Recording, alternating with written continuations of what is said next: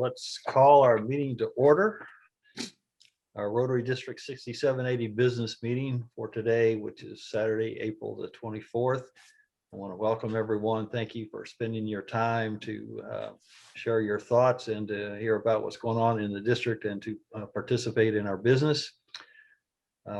Greg, if you want to share just a couple of the general rules about Zoom meetings that everybody has heard 100 times, please. Yeah, I'm gonna mute everybody here in a second, and Ron, you may be muted too accidentally, but I'm gonna mute everybody.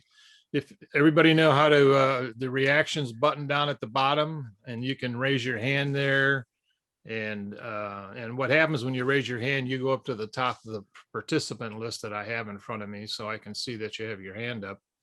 Otherwise, put your stuff in the chat if you have questions or comments. And then when we start getting like to the resolutions and or the changes to rules of procedure and that, and if there's questions, we'll call on you after you raise your hand. Okay. So other than that, I'm going to mute everybody now. So hang on. And Ron, just check. You might be muted too. Yeah. Yeah, you're muted, Ron. So you got to unmute. Okay, thank you, Greg. Well, again, welcome everyone, and let's start with the Secretary's report from our ACE District Secretary, Patty Daughtry. Good morning, everyone. I'm sure you've all had a chance to read the exciting minutes from last year's business meeting. And my question is, does anyone have any corrections for them? Move for adoption. Second. Hold on, Mr. Chairman. I actually had my hand raised. Yeah. May I speak? Yes, please do. Shannon Holland, Club Secretary, the Rotary Club of Knoxville. I would move to make an amendment to the minutes. This will be on page 1, under Secretary's report, second paragraph. And I would move to replace the first sentence with the following. Motion was made by Ed Anderson to waive reading of the minutes to accept as written.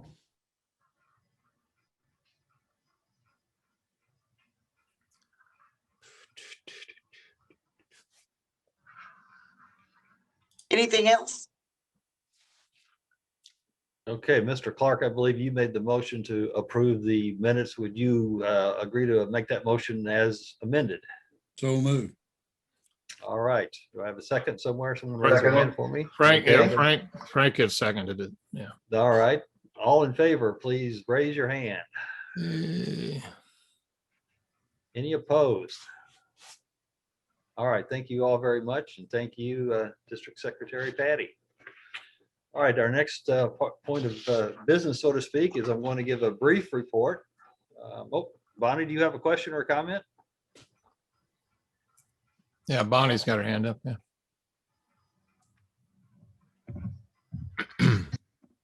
Nothing, thank you. Yeah, I thought Bonnie Holcomb had her hand up, though. I think she was voting. That's why. Okay. All right. Sorry for any confusion. Gee, that never happens on Zoom, right?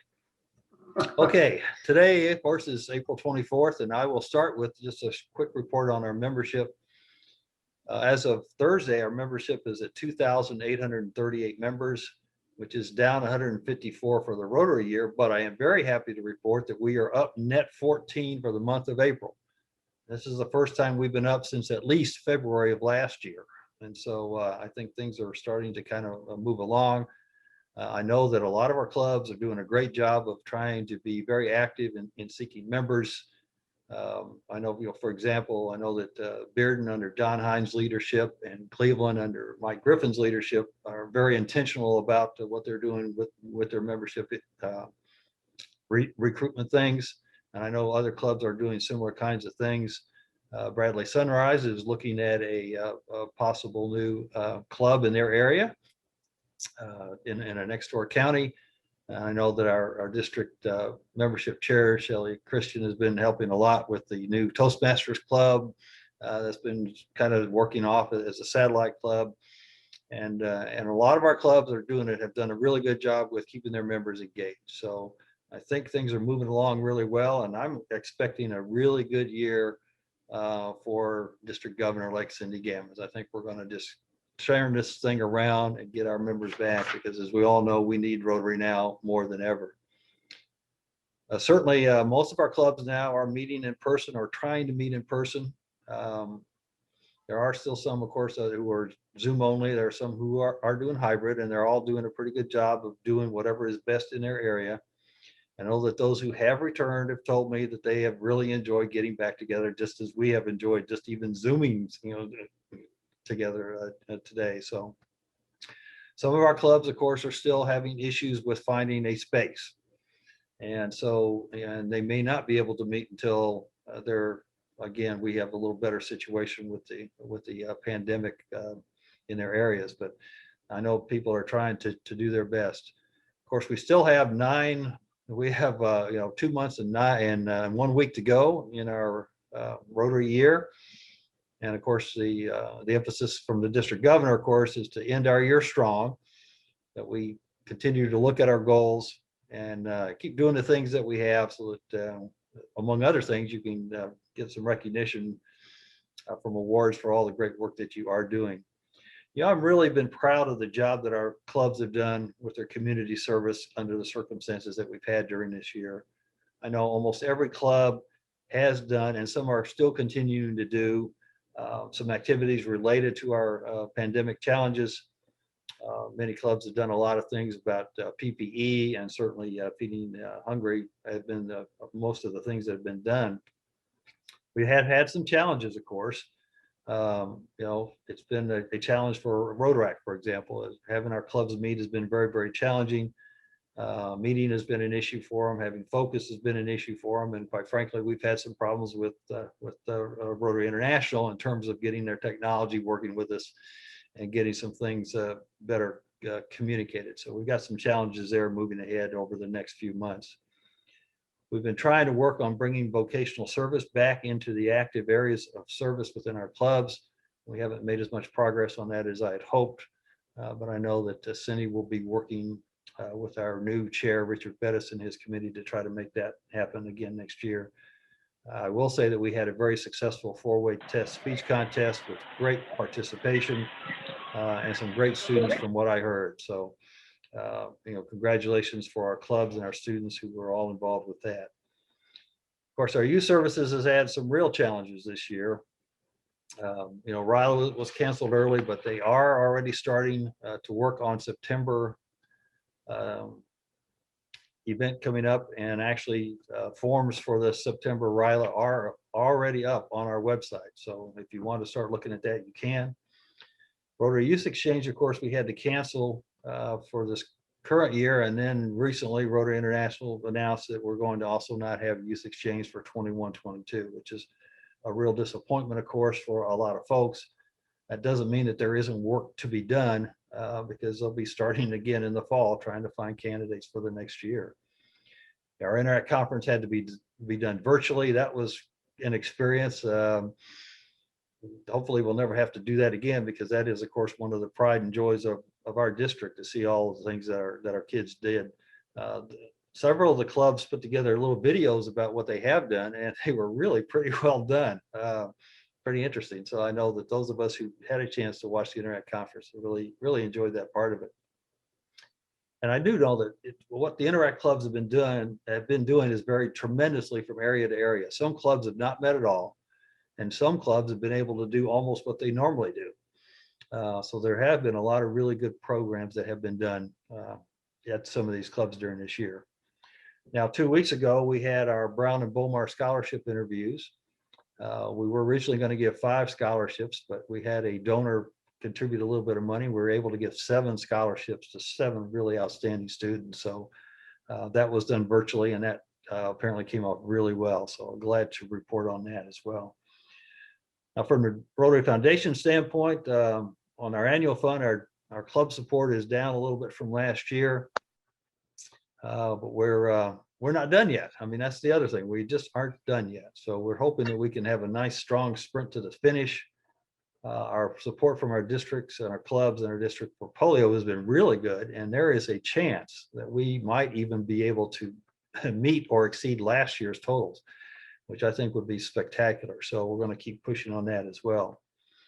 And I do want to express my appreciation for the clubs who have been supporting our 100 in 100 project in Mexico. And we will make that option available for some of those clubs who still haven't said, well, maybe we want to do it or maybe we won't. Maybe you don't know enough about it. So I'll get that information out to you as well. You know, when you talk about all of the virtual challenges we've had, probably the ones who've been challenged as much as anybody has been our leadership development team. You know, we're all used to meeting in person and then everything had to be done virtually. But I know that Beth and her team have done a pretty good job of handling that this year. Certainly Donna Fair and the RLI team has done a super job of having a lot of RLI sessions. We've had a lot of participation from our district. So I want to thank not only her and her team, but I want to thank the clubs for encouraging their people to participate in RLI, because that's where a lot of our future leaders are going to come, in our clubs and in our districts. District Leadership Academy group is doing well in their work, and they're almost about to wrap up. Actually, they ought to be done about now. And I know that, of course, for those of you who have been working with DGE Cindy, those of you who are president-elects, you know that she's done a really good job of working with a challenging situation with training for pets. And so, and that's not over yet either, but they're making tremendous progress. Just a couple of notes about upcoming events. Of course, today is the first day of World Immunization Week. And this is a world event. This is not just a Rotary event. So you might want to check out our district Facebook page every day. You'll see a new picture up there about immunization and how important it is to our world. On May 7th, we have our district golf tournament. We've got teams signed up. We've got good sponsorships. The committee's done a wonderful job, and looking forward to great weather and a chance for some outside activities that I can actually go to. That's going to be kind of nice for a change. It'll be a first for me, so that would be good. On May the 15th, we have our district training assembly. Very important for our incoming team, for DGE Cindy, for our president-elects, and our district officer, our officers within our clubs in the various areas to participate. So please make sure that you have a good turnout from your club for that event. And on June 26th, we're going to wrap everything up with a year-end celebration event. Not sure how that's going to work with Shannon and I are going to talk about that on Monday, aren't we, Shannon? We're trying to figure out how we're going to make this work, but it's going to be we're going to try to do some things, and it'll be a short little activity, but kind of a mini district conference, but it'll be very mini district conference. You know, I think most importantly of all, our district Rotarians have done a really good job of staying positive and being engaged. You know, our assistant governors have always been there supporting our clubs and certainly helping our district and your district governor and the district governor's team. The club presidents have done a really good job of working hard to make their club successful, and they've done it based upon what works in their own particular area. You know, I recognize the fact that a lot of our clubs lost their fundraisers or had to come up with some creative ways to make money this year. And a lot of them were successful in doing that. And they learned a lot of things and made the best out of a really challenging situation. So again, I want to congratulate them for all of that. The bottom line is, ladies and gentlemen, this could have been a lost year, but our district Rotarians refused to let that happen. And so we've had a good year. We're going to finish strong. So let's continue to stay positive and be engaged. Well, those are my comments for today, the state of the district. So, okay. And yes, Casey, you're right. Rotary rocks. That's exactly right. Thank you for that comment. All right. Authentication of credentials. I can't say that very well. I'm going to ask Bob Guerrera, who's our election and credentials chair, to say a couple words about that. Bob, you'll unmute yourself.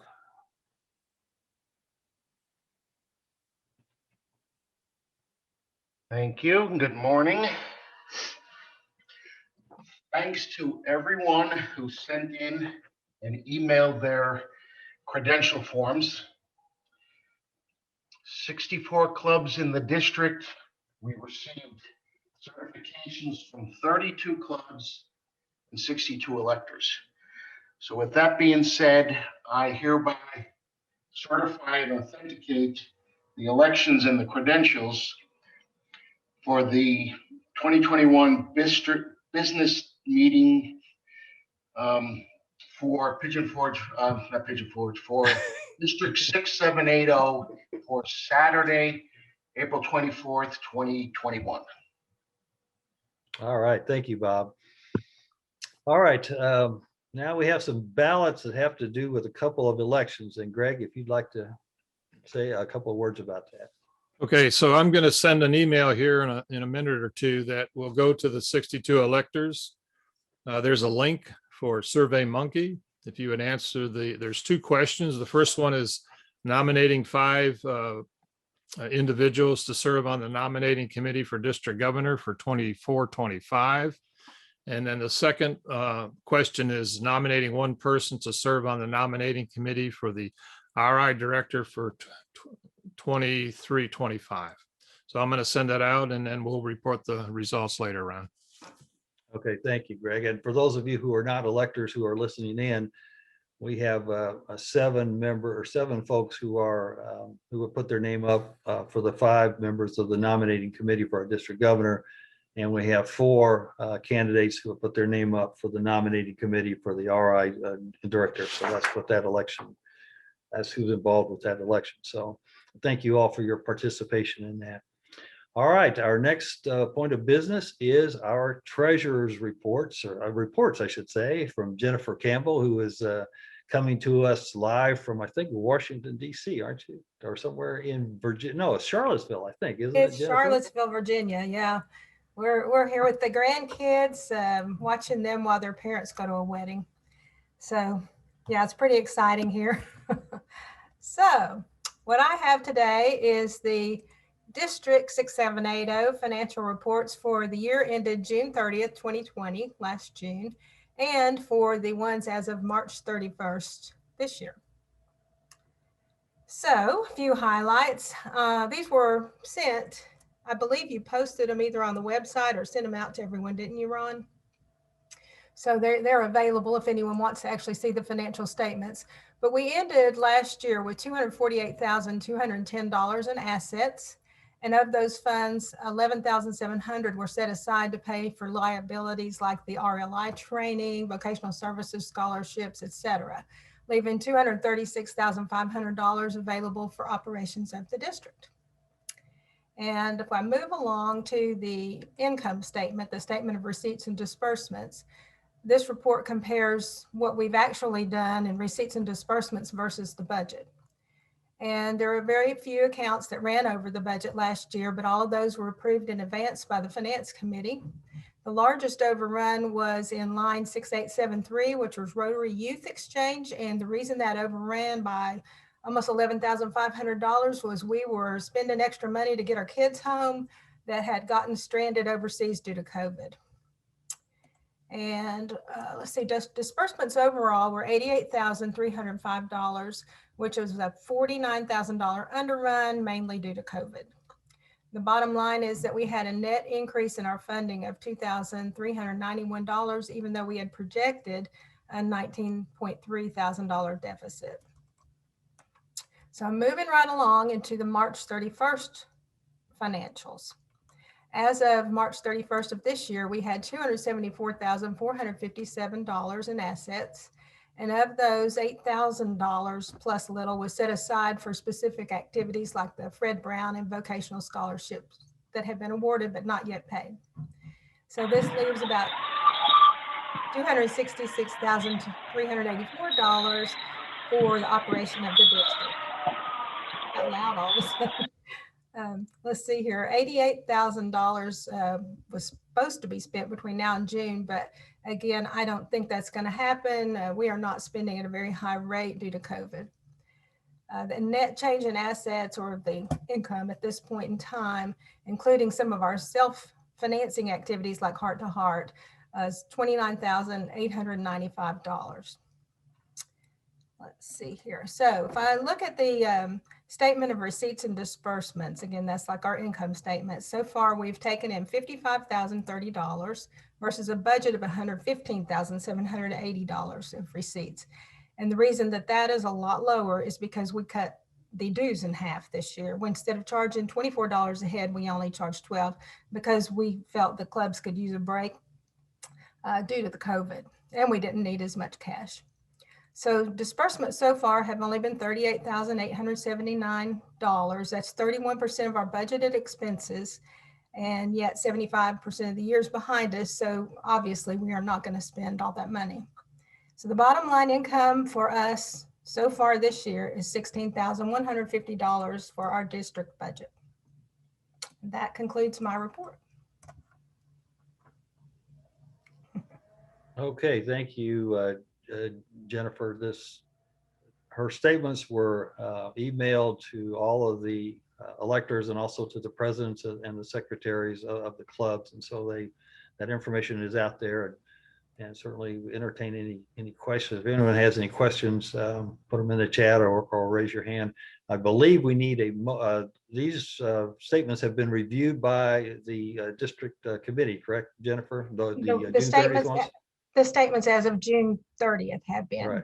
Right. So what I think we need is a motion to accept to approve the June 30 financial statements and to accept the March 31st statement. So moved. All right, I have a second. All right. All in favor, raise your hand, fill your screen.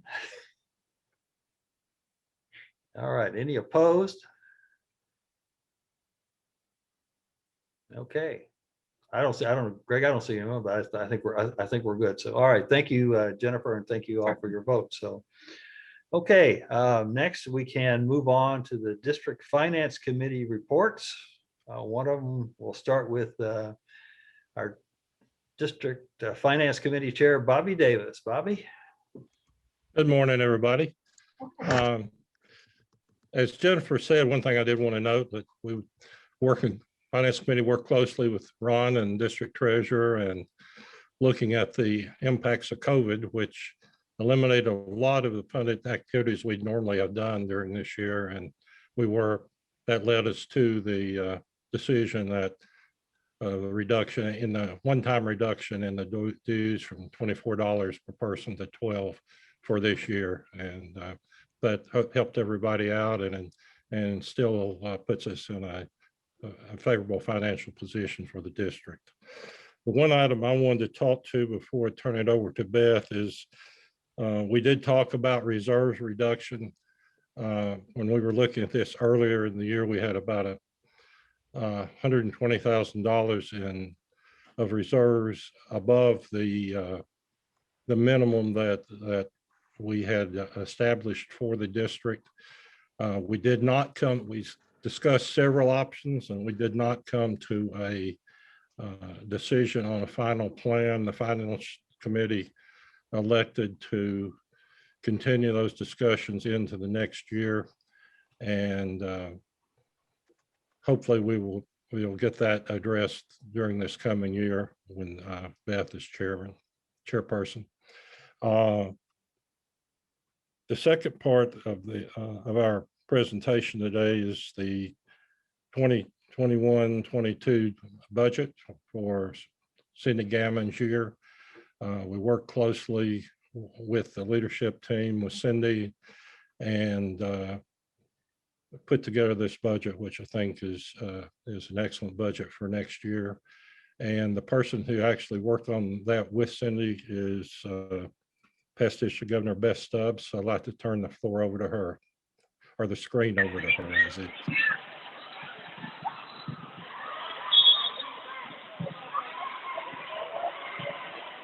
Actually, Bobby, I'm not sure that Beth is on. I mean, okay. Someone will have to check. Greg, you might have to check the list to see who's on, but Beth is not on. Okay. Thank you, Deb.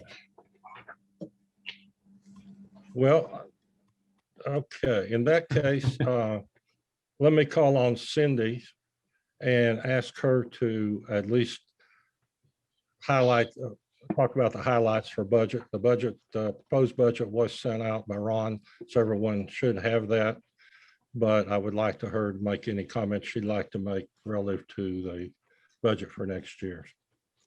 And I hope she's on. I'm on. I'm right here. I did text Beth because I noticed she was not on here and she has not responded. So they were traveling yesterday. One of the big things is when we figured out based on dues, we lessened the number.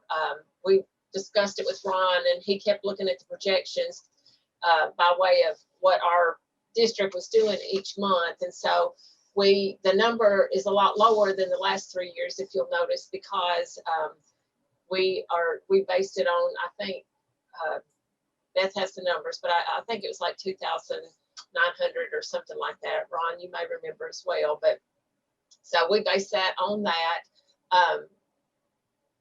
Pretty much we went by what the last few district governors have done. We added a few things in some of the trainings because, of course, this past year, Ron, there were no trainings in person. It was all Zoom. And so that's where a lot of the money was saved with Ron's budget. We did add a little bit more money to the zone trainings and emerging leaders, I think, from Greg's year, because we're going to try to see if we can send a couple of people to the emerging leaders training, which is actually going to be in Chattanooga this year. So we're excited that the DGN, the DGE, and the DG training and all of that will be in Chattanooga. The rest of it is pretty similar to the last few years. Does anybody have any questions about the budget and what we've done?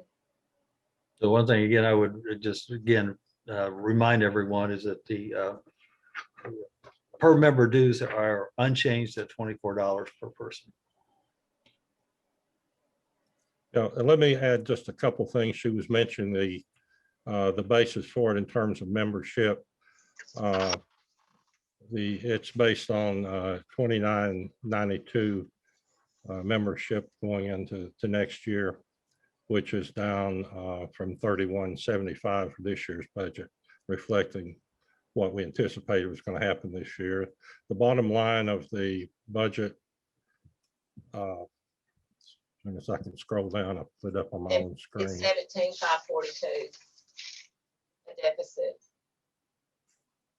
Okay. Let me get it pulled up here just a second. Yeah, we had a deficit of 17,542, and we would pull the funding from excess district reserves to cover that, leaving us a net receipts over under disbursements of zero. So that's the budget for next year on, and that's what's recommended for approval. All right, thank you, Bobby and Cindy. Any questions or comments people would like to raise their hand or put in the chat? All right, I would entertain a motion to approve the budget as presented. So moved. All right. Or I'll second either one. Yeah, I heard 2 or 3 moved in seconds, so I think we're good. All in favor, please raise your hand. All right, any opposed? I think we're all right there. So, all right, thank you.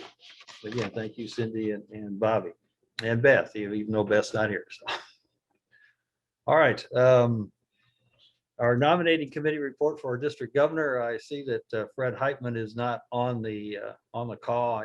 He had emailed me a couple of weeks ago about something about, gee, it's some other hunting season. There's always some hunting season going on. I don't remember if that was this weekend or if it was the College of Governors or maybe both. So either way, my guess is Fred's out hunting or fishing somewhere. So anyway, on behalf of the nominating committee, Fred Heitman will be reporting that they had their meeting back in November, interviewed candidates, and have selected Susie Cantrell as our district governor for 2023-24. I think I got that right. Yeah, I'm trying to get that right. I think. Anyway, so let's all congratulate Susie for being our newest district governor. So Susie, I know you're on the line. If we'd like you to say a couple of words, if you would, please. Thank you so much. And with a great team of people behind me, I know that we'll do great things, and I'm looking forward to all that we can accomplish in the future. Okay, thank you, Susie. Thank you to the nominating committee for their work, and thank you for all the candidates who were involved with the interview process. So we've got a really good district, we get really good candidates. So it's Hey, Ron, can I a lot interrupt? of for a people second? have that. Yes, sir. Oh, yes. You want to talk about the electors? Don't Well, you? Great. yeah, some of them, I've had 2 or 3 people that didn't get the link. So if you didn't get an email from me, please direct the chat to me specifically, okay? And I'll send you the link. Because we've had about half the electors vote so far. Okay. So we do need the rest of you to vote, please. So please do that in the next few minutes. Okay, moving along, we're going to have our resolutions committee report. We're going to start with the first resolution. And Bobby, if you would read the first resolution for us, please. And maybe, All right, maybe Greg can share the screen. So go yeah, ahead. let me open with just a couple of comments before I start reading it. This year, the focus of the resolutions committee was looking at the rules of procedure for the district. And as you'll hear in the resolutions, these haven't been fully reviewed or updated in years. We have been doing corrections and additions here and there based on changes with RI or changes in district policy. I wanted to say special thanks to Karen Wentz for all the efforts and putting the changes together that we'll be reviewing and putting on the table for approval today. Ron has sent out the proposed changes, and I think there are 3 different groups of that. One is what we'll talk about in the first resolution. So let me read the first one. It says revision of District 6780 rules procedure. Hang on a second. I thought I grabbed the Okay. right one, so. Look at that. I keep grabbing the wrong one. It says it's right there. But 2101. Yeah, Yeah. I know.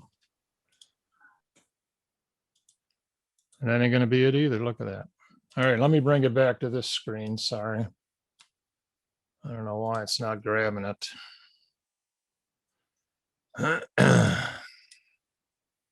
I ain't ever done this before, you know, so. There we go. Now do you see it? No, we're seeing flippers. Flippers. Jesus, what the hell? We'd all like to be snorkeling though, Greg. Yeah, so would I, but hang on a second here. Why is that? When I had it over there, I it saw didn't. it twice and then it went away. You saw what, the right one? Yeah, 2101. It popped up and then I think you canceled it before it could stay there. No, it just flashed and didn't stay when you said it would to put it up. So this is It 2. flashed and you said it was the wrong one, so maybe you took it down, but I'm gonna try this again and let's see what happens. it flashed up and then went away. Which one are you trying to put up, Greg? I'm trying to put up this. You're not seeing this? Yeah, yes. Now I see There it. we go. Oh, we did. Hey! Okay. I'll just read through it. Whereas the district rule 6780 rules of procedure have not been reviewed or updated in several years. Whereas there's a need to reconcile the district 6780 rules of procedure with the current version of the Rotary International bylaws and with district 6780 practice, and to update procedures regarding club dues, billing, district awards, and youth protection and for harassment. Whereas the language in District 6780 rules of procedures need to be updated and clarified Now therefore be it resolved by the Rotarians at District 6780 during the online business meeting held on April 24th, 2021, that the District 6780 rules of procedure are hereby adopted as proposed in the attachment to this resolution.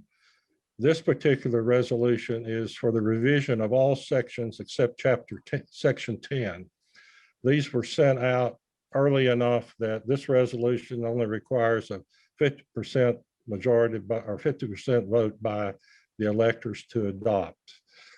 Karen, would you like to touch on the highlights, please? Yeah, thank you, Bobby. In addition to the simplification and clarification of language, we are adding a provision for vice governor. We've actually been doing this for a year or two, and this was something that was provided in the foreign RI bylaws. If a district wishes to do it, and this is to make a seamless transition if the governor is unable to fulfill his or her duties for all or part of the year. It carries no other specific responsibilities unless the governor chooses to do so, but the vice governor stands ready to serve in the event that the district governor is not able to serve. Since this was provided for in the bylaws, a number of districts have adopted this and have had to implement it, but it does make for a seamless transition. The second is club dues, and for reasons that were long before I was a member in this district, the count for charging club dues was the last meeting in November. That was a pretty arbitrary date. There is no real official way to count that. You know, some clubs may add members or delete members to artificially create that number. But the resolutions committee and the recommendation of the governor and the governor's committee is that we move that official count date to July 1, because that is a date that we have an official count. The official RI count by Rotary International, this is the official start count for members in the district and all of our clubs. So this is a movement that accurately reflects the count in every single club, so that it's the same for RI and for the district. And then the third area is district awards. The district awards several have been renamed to honor past Rotary senior leaders. Several have been eliminated, like the attendance awards, because the attendance, like the conference attendance awards, because they really have not been meaningful in a number of years, with the attendance rules being changed over the years by the Council on Legislation for both district conference and club attendance awards. In addition, the terms of reference have been clarified, and there were a number of awards that the district started giving on a regular basis, but had not been authorized or described in the rules. So those have now been added to the rules. So those are the substantive changes that were made. There's nothing else in the changes that really is substantive, trying to take out some excess verbiage.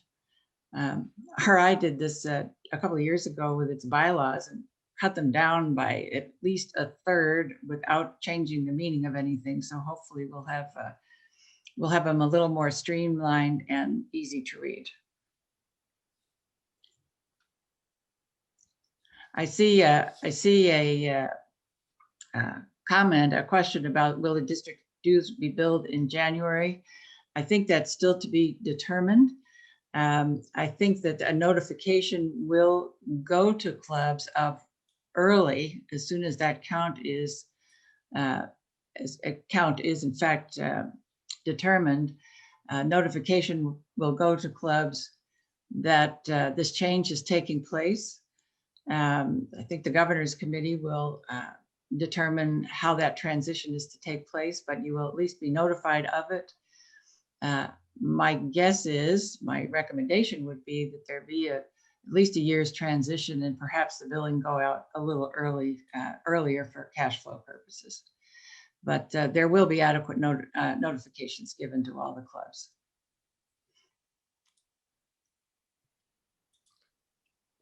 Okay, Ron, that's the information for resolution 2101. It's being put forth proposed by the resolutions committee.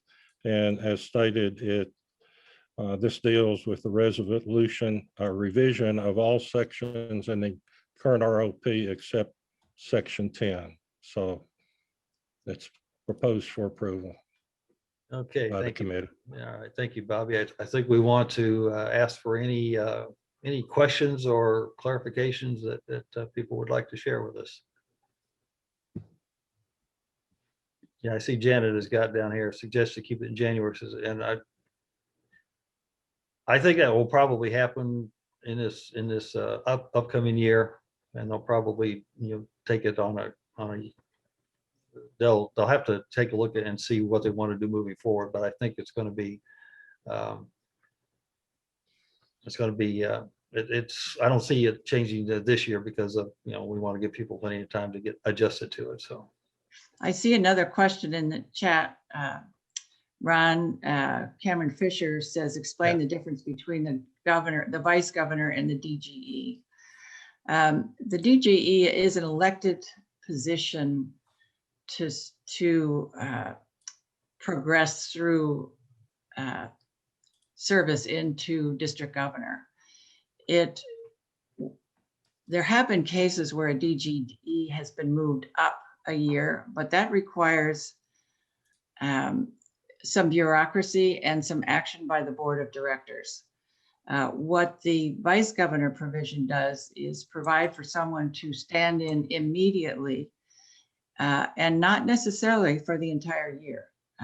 There have been cases where the district governor has been unable to serve because of illness or other reasons for part of the year.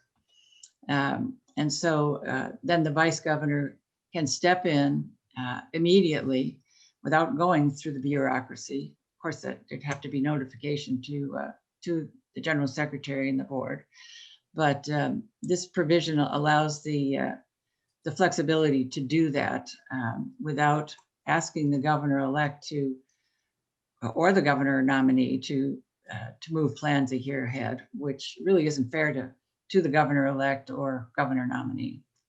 So it keeps the line moving time-wise the way it should, but still allows for someone to immediately assume the role and responsibilities of governor should it become necessary. yeah, I think there's been a couple of comments in there, Karen, I see about maybe we ought to make it clear, make a technical adjustment to make it clear that this person would be a past district governor. Which of course is what has happened. And again, just to kind of, I think our Rotary bylaws might require that, but I will check and see. And I think that's a minor adjustment to make. John Germ says there's a conflict in 3.9. What would that be, John? If you go to 3.9, it says, within 1 year of service as governor, the immediate past governor must provide each club with an independently reviewed financial statement report of district finances. The report must be presented to the next district conference for discussion and adoption, which is great. But if you go down to the next one, it says the governor shall also send the review to each club. Well, the first paragraph says within 1 year, they must send it to the club. So is that necessary to be in there twice, that the governor shall also send the review to each club in the district, when the first sentence says within 1 year of service as a governor, the immediate past governor must provide each club with an independent reviewed financial statement report of the district finances. So. Thank you for pointing that out, John. Again, I think that's a minor conflict. Oh, it's a minor issue, yeah. But before right. So that we can resolve that when we kind of clean this up, but it's good to know about that. I know the first part of that statement was taken right from the RI Code of Policies. And so I think what the second, there's another part of the statement was probably left over from our previous version of the code, but I will make a note to reconcile those parts before the final version. And, you know, I hope, and what we've tried to also incorporate into these rules, and I know that they do that with the Council on Legislation, is that those minor reconciliations can take place by action of the resolution. Oh, yeah. I do have another question, Karen. The resolutions committee says one or more.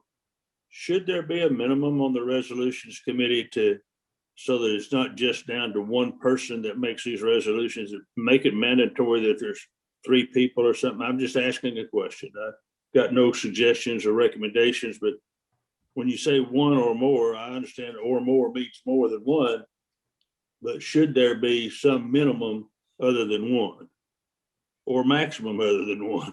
Yeah, I think that elsewhere, John, and I'll go look it up, that there is a provision that committees should be at least 3 people.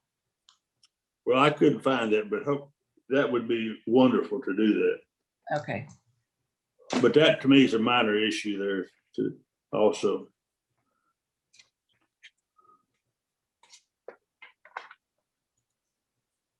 Thank you. Okay, hang on, I keep losing my screen here. Okay. And just for your information, our current vice governor is Greg Masiolik.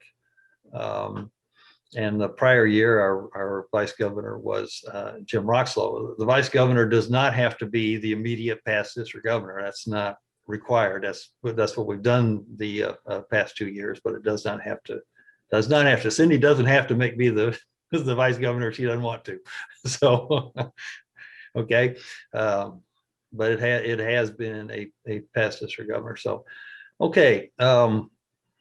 Working in the comments that have been made, I would entertain a motion to approve the resolution. So moved.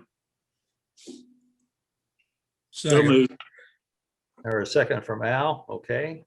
All in favor, please raise your hand. Okay. Any opposed, please raise your hand or put it in chat or something like that. Deb, Greg, are we okay? Yep.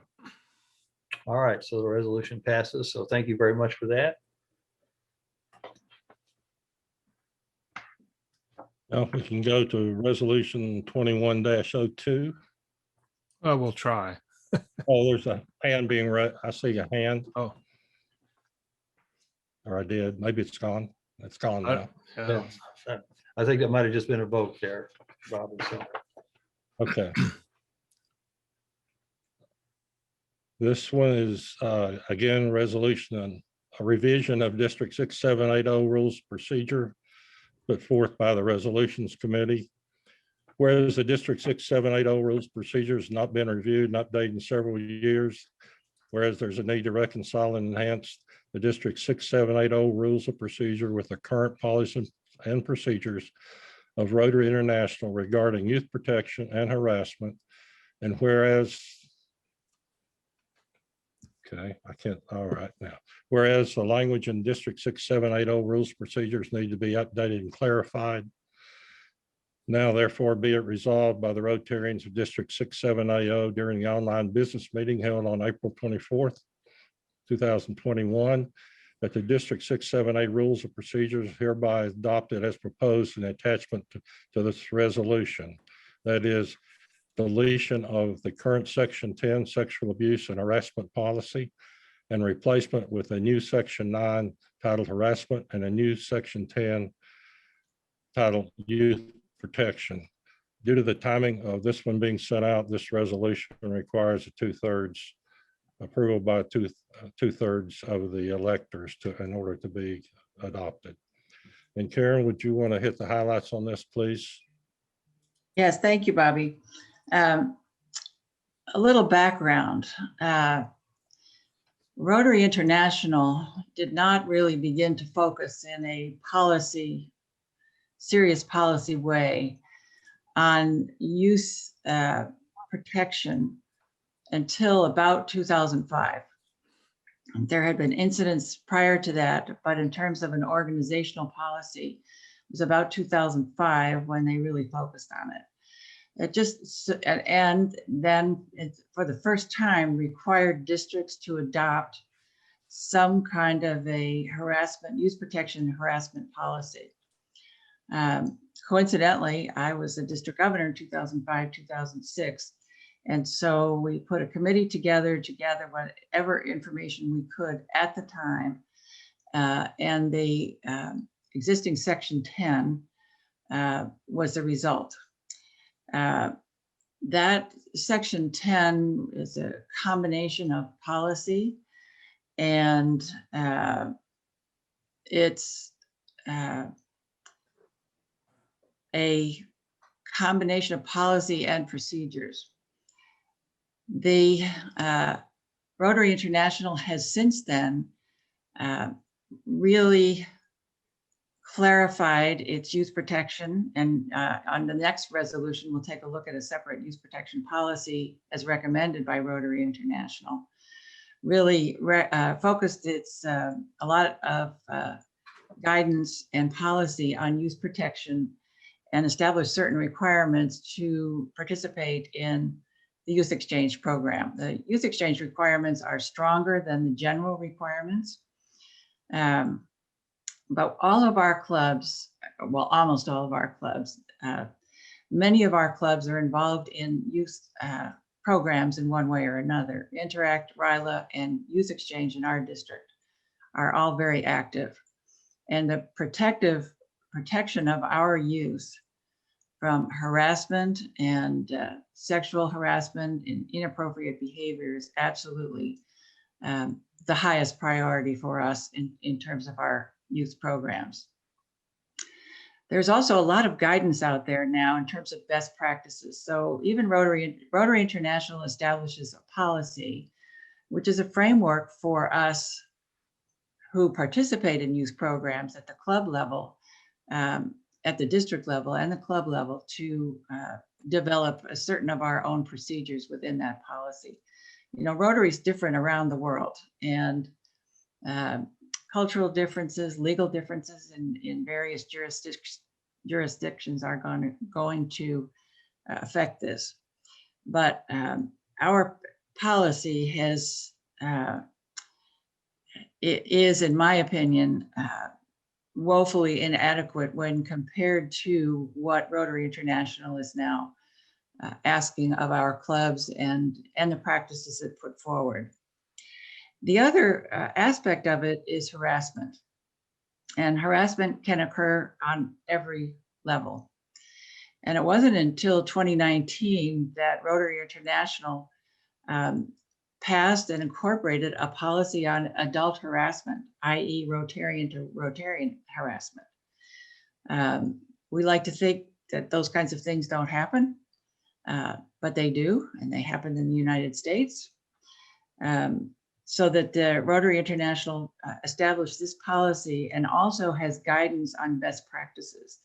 It's not going to dictate to our district and club exactly in detail how to handle everything, but there are best practices that we want to include, not as a part of the policy, but as include as part of a whole package. So that by separating the two into youth protection and harassment, we can clearly cover the spectrum. And I believe, and the resolutions committee believes, that these questions of both youth protection and harassment will be greatly strengthened by having the policy and then also having these guidances, resources, and best practices documents available, and they'll all be posted on the website to guide our district leaders and our club leaders if and when they ever have to deal with a complaint, if you will. and how to expeditiously move through the investigation of that complaint. And those resources include, again, guidance on best practices to do so. There is a couple of forms. Complaints have to be reported, any use complaints have to be reported immediately to RI. Harassment complaints have to be reported to RI. So that what I believe that we are putting forward here with these changes is vastly strengthening our position and strengthening really reducing the liability of our clubs, because as it stood, we probably were pretty open. Even though our clubs are covered by Rotary liability insurance, we were probably pretty open to, and I'd have to talk to the lawyers about this, but pretty open to perhaps some legal action, perhaps some really bad publicity as well. So that is the rationale for separating these policies. The third resolution will contemplate a separate youth protection policy that is a model that Rotary International has published and that our youth services leader, Rachel Moses, has looked over and supports. So, but for the time being right now, we are just looking at the elimination of current Section 10 and then in its place putting Section 9 harassment and new Section 10 youth protection. And I see there are a couple of questions, I think, and if they're legal questions, I can't answer them. And one of them comes from Shannon. So there's Shannon says in Section 9.5, a definition of local finding. And she asked, would that be a finding by the District Harassment and Abuse Prevention Committee? And let me look at Section 9.5, see what it reads like. And then I got a lot of papers here in front of me, so excuse me a minute.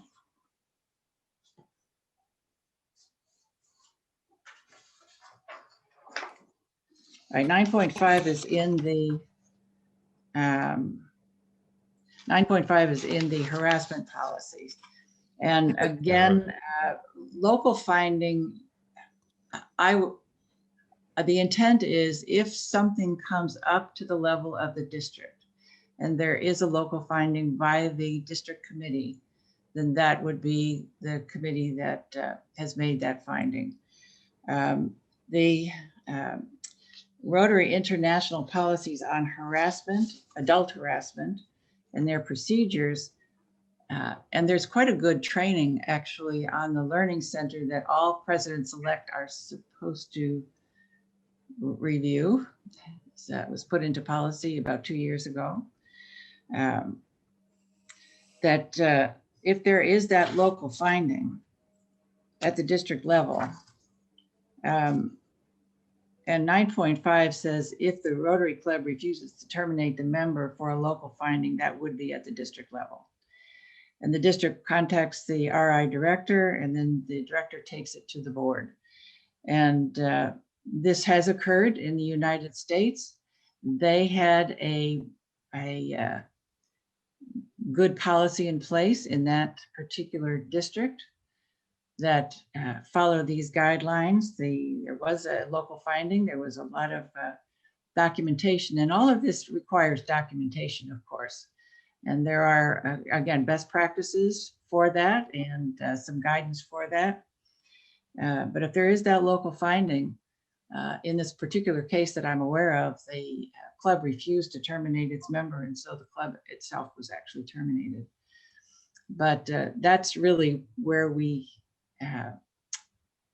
come into the whole issue of comprehensiveness here to at zero tolerance. I know that Jim Roxlow had sent quite a few questions. I don't know whether I can answer all of them. And I don't know whether, let's see, there's 12 questions here. I don't know whether those are critical enough, Jim, to prevent the policy from going through. I look at this, and the Resolutions Committee and the Governor's Committee looks at this as a giant step forward, but not the end. This district committee that was created in 05-06, as far as I know, has never met. And part of its responsibility is, in fact, to meet and talk about the issues, to talk about best practices, to talk about the youth protection best practices and guidance, especially for Interact and Rotaract, what training needs to happen at the district and club level. So I would suggest that we take this step, convene the committee, and have the committee work on a number of the issues that have been put forward. And perhaps come back with those issues and, you know, take a list of all those issues. Because I don't see anything in the issues that I have received that would negate anything that we've put forward here. So some of these are kind of technical questions.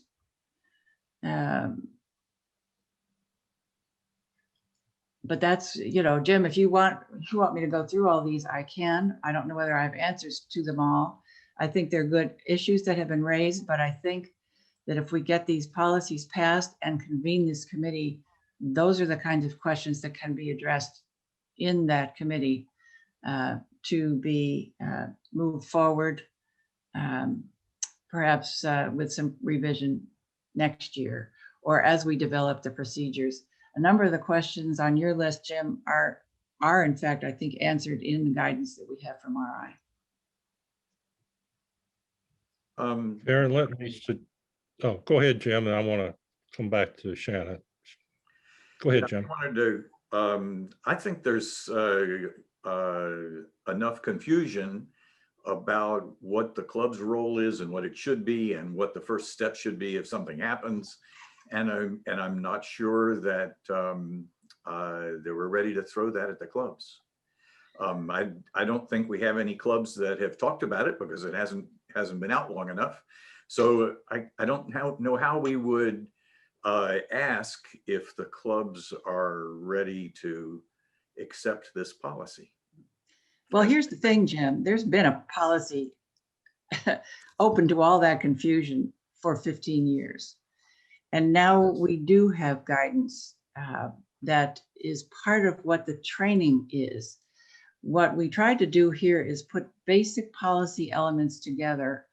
And Rotary International itself has refrained from putting a huge amount of details into policy itself. I'm looking for, okay, I don't know whether you can see this, but this is it's guidance from Rotary International, adult harassment, what to do. And this is the kind of guidance that will come into play with the clubs and be put forward to the clubs. This is the kind of guidance that has been needed for a long time, because quite frankly, if this had come up a year or two ago, or any time in the last 15 years, we would have been really scrambling to try to do something. I think that there is sufficient guidance out now. And then the training, I mean, we've actually simplified the policy here, Jim. We've actually simplified the policy and then put in provision for resources to be made available to the clubs and to begin that training program. I don't see a conflict between the policy and that resources and the training. Okay, but the policy is what we have now. And if we give that to the clubs, the policy as it's written only talks about the punitive measures. It doesn't talk about anything except punishing somebody who has done something wrong.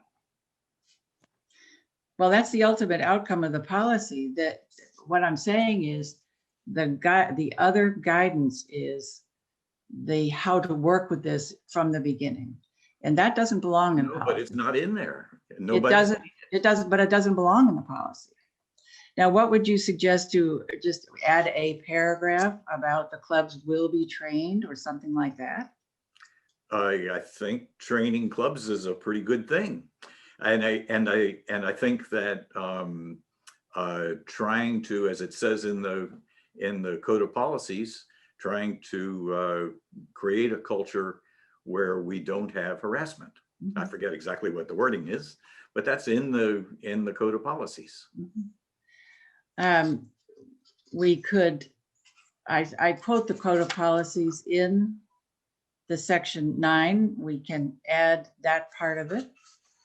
But I also draw your attention to the 9.4.2. The committee is there to implement the policy, disseminate the policy, ensure that district committees and Rotary clubs are fully informed about the policy, and to me, and make recommendations for policy and procedure revisions as needed. To me, that is the arm that reaches out to do this training. Like I've said, for 15 years, I mean, we passed a policy and for 15 years, we have done nothing with it.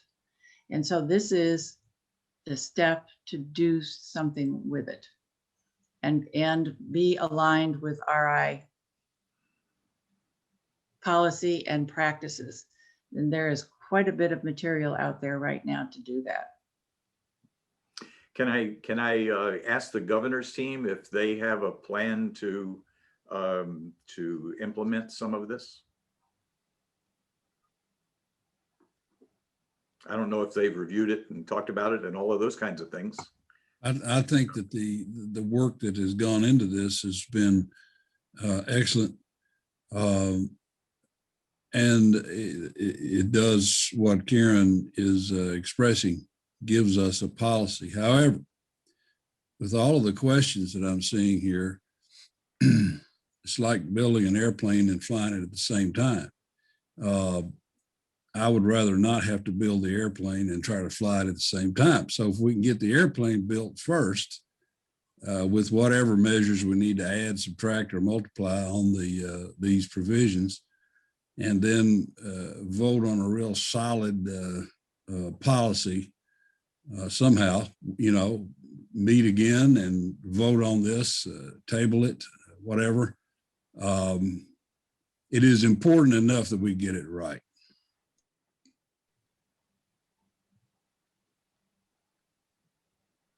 John Jerem has his hand up. This is all very interesting discussion. These two, in my opinion, these two sections are absolutely necessary as a starting point. We could say, let's don't do anything. And then you're subject to the RI policy without having, how many of you have ever gone to the code of policies or read the RI bylaws to the extent that you would be able to handle a harassment case if it came before you? Probably nobody. RI has a very strict policy.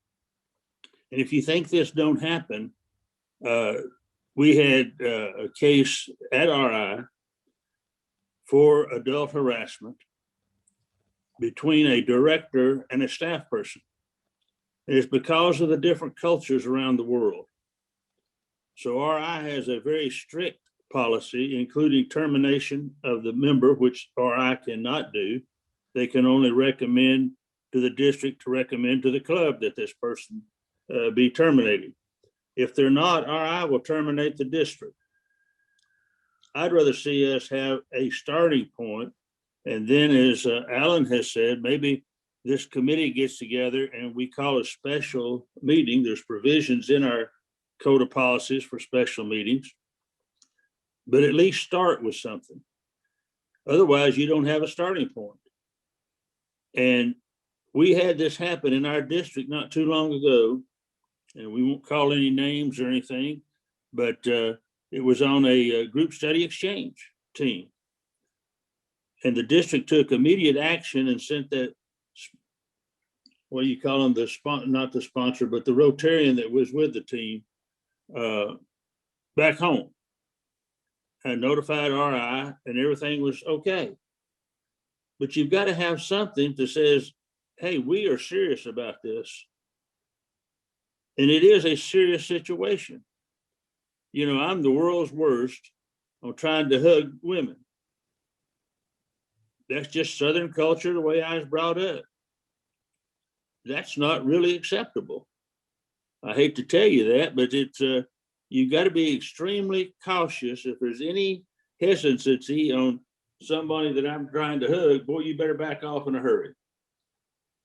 And it's those type things that people are very sensitive about in this world today.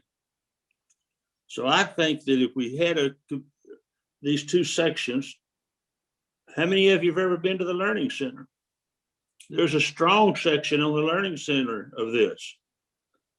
Are we going to mandate that every Rotarian go to the Learning Center?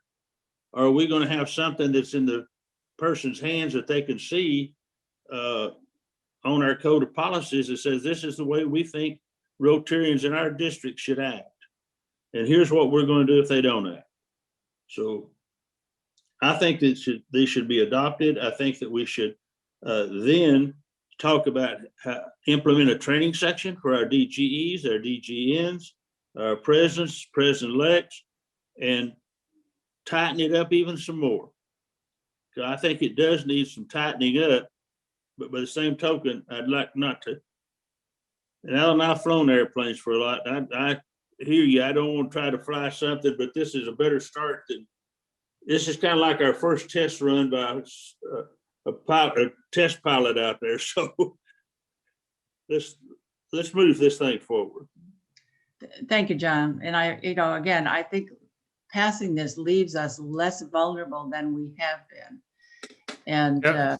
And all of the Karen Colleen Mall has a comment, please. Okay, I can't see the hand, so. My hand doesn't work. It's not on the reaction. Mhm. Thank you, Greg. As a president of Fairfield Glade, we wrote an harassment policy based on Ron's guidance that we should really look at it. And I do have to agree with all of you that looking at the district, it was very vague. That, you know, there was not enough detail for us to write into our policy how that interaction at the district level was going to be. So I find this policy a great step forward to giving us some guidance. And I'm a huge proponent that we do have to train the clubs on harassment and youth protection. So I do agree with that. So that does need to get built in to that. Thank you, Colleen. I think Shannon had her hand up. Hi, thank you, Karen. Well, I think my issue is really with, okay, I've got a solution for 9.5. Instead of just saying local finding, I think we can fix that by just including a definition for local finding. And Karen, I think you said that will be the committee finding. So we just need to tell the clubs what that is. The problem I see is that if this is not cleaned up now and we pass it in a rush, the clubs are subject to termination if they get it wrong.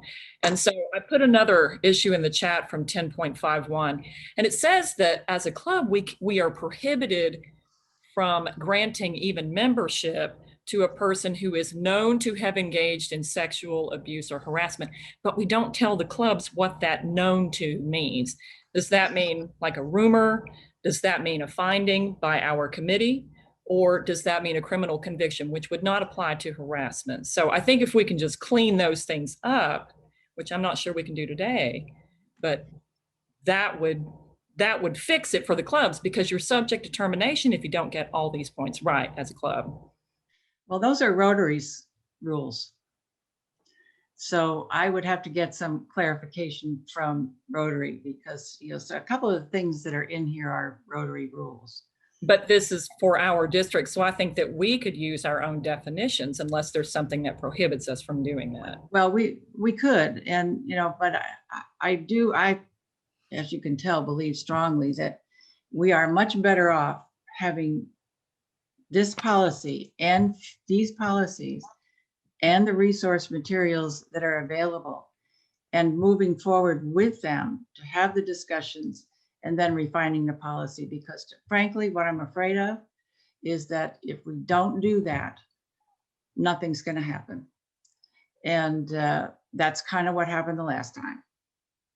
That I know that there have been discussions from time to time about this policy, and nothing definitive has happened. So it's great that we're having this discussion. It's great that these points are being made. And this is the kind of discussion that we should be having. But I'm not sure if we wait another year that anything much is going to happen. I think we can move forward. I know that Cindy will be appointing the committee and guiding the committee for these discussions. And that committee has kind of existed just to react. Like I said, as far as I know, it's never met. It's existed just to react. But I think Cindy's intention is to make it a more proactive committee. And what is in these policies now reflects current RI policies and procedures. And you know what you're not seeing are the guidances that go with them. And those guidances are all, will all be posted on the website. We can send them out to all the clubs and then undertake some training, which is what probably should have happened 15 years ago, as this has moved forward. The youth protection policy, and again, that will be coming up next, per se, the standalone youth protection policy is required for us to participate in youth exchange. And so far, we've been able to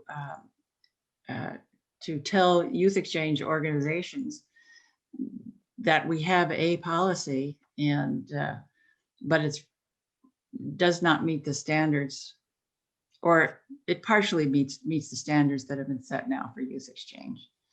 So again, my opinion is let's make this at least a year-long process, but let's not try to make it perfect now. Let's take what we've got, take the commentary from the clubs, take the questions that have been raised and asked, and move forward in a very active way to it, and then begin to really engage the club in this kind of a discussion.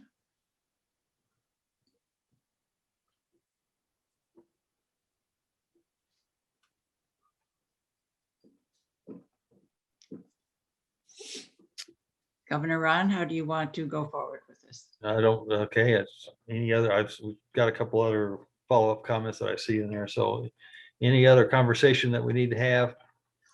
Well, you know, I see something from Shannon about we need to define and inform clubs of their obligations before instituting new rules.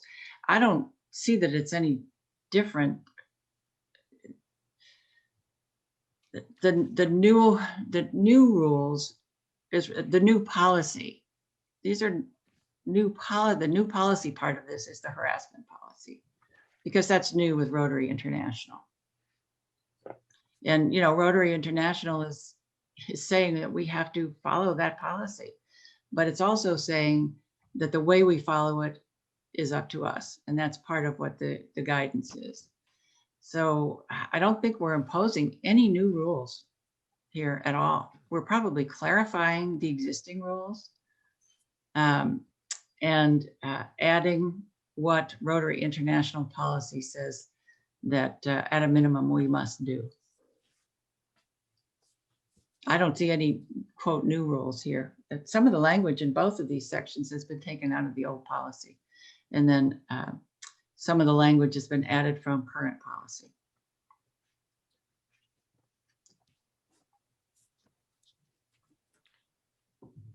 Okay, See that Catherine Rose has written a note not to have some type of workable policy and procedure in place, including plans for training, is to leave us open to liability. And I believe that's where we are today.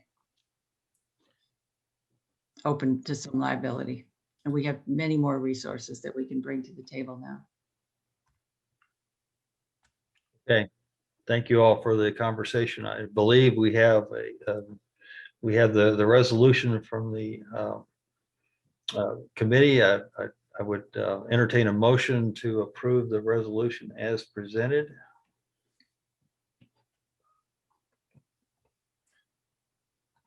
Oh, Bobby made that motion when he presented it. All right, then I need a second. Second. Okay, we have a second. Hey, Ron, I think since we have to have a 2/3 vote on this, that people are going to have to put up their hands, electronically. Yeah. And we'll have to count noses that way. And if I know Colleen said yours isn't working, but I think we're going to need to do that to get a correct number of voters. All right, and I believe it's the electors who are voting here, correct? Yes, On this. that's Right. correct. Only the electors. Only the electors can vote on this. Certified as electors. So those who are in We know that favor, number. We know that number, so we're looking for. Well, the numbers fit well. Yeah. well, Here's it would be the numbers who are here. Yeah. So we have 53 here. Yeah, give or take. Yeah. 53 electors? That's all that are here out of the 64. Yes. So what you're asking is for those in favor to raise their hand or for Yes. those opposed? Are those in favor? Yes. Raise your hand, Greg. I don't have on my reaction deal. I just have a thumb and. Yes. happy Well, put a face. thumb up. I don't care. Just How do something. you put a thumb down? Oh, we're not asking for that yet. We're not asking for that. We're asking for who's in favor right now. I don't have the hand option. Who's talking, please? This is Virginia Babb, so I'm raising my hand. Okay, thank you. So let me get a count here.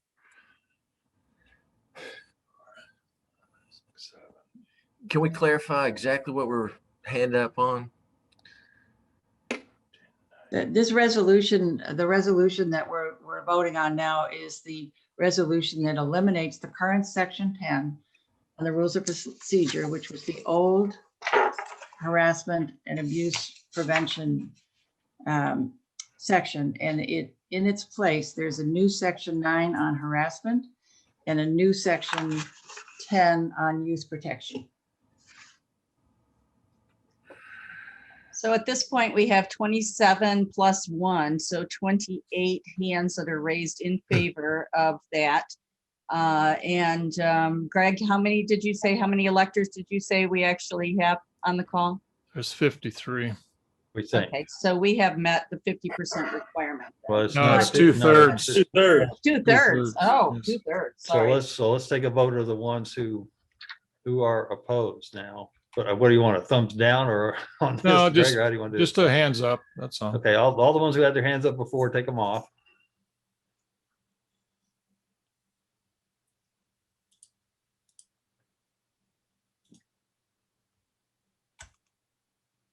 They're still not all off. Yeah, because I see some who still have them on from before, so. Well, the problem is that if you wanted 2/3, you needed 35 votes and we only had 28. All depends upon how many vote, though. Well, I guess, I don't know. We'll see. all right. So are we voting now? Nays, please.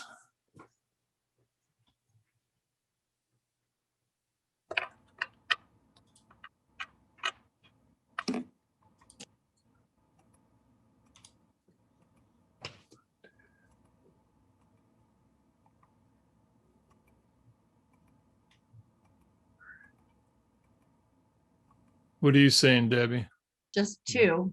I say 3. John Hines has his hand up, so that's, Okay. see 3. So that's only 31 voters. That's kind of weird. I would say the others are abstaining then, if that's the case. It appears so. So it's 28-3, Ron. Well, but yeah, I don't know about the Robert's Rules of Order about whether that's Ron and Greg, I think, how it fits. How that Ron and fits in. Greg, I think that what that tells you is that people would really prefer this motion to be tabled and have more discussion because they don't want to vote. I don't think you can read that into it. I think you have to take the vote. And if it's 2/3 of the voters that are voting, and it looks to me like only 3 were opposed, that's. I think out of 53 people here and you have 31 people, you don't have 2/3 of the people even voting. That should tell you something right there. Well, I think perhaps there ought to if be you send another- this, if you Another send this, positive vote. I don't think the count was good on the positive vote. Let's say that again, Karen. You should have to ask for another positive vote. You had a negative vote, you had 3 votes. Now ask for the in favors again. What, we already had the vote. The vote's already been taken. The vote is based upon those electors present and voting. Voting.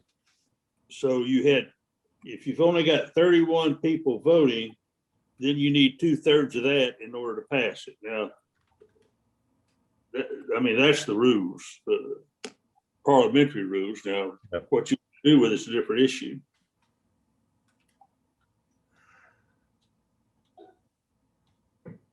I think some of the electors have exited the meeting as well. So you could actually poll and see how many electors are still on the call.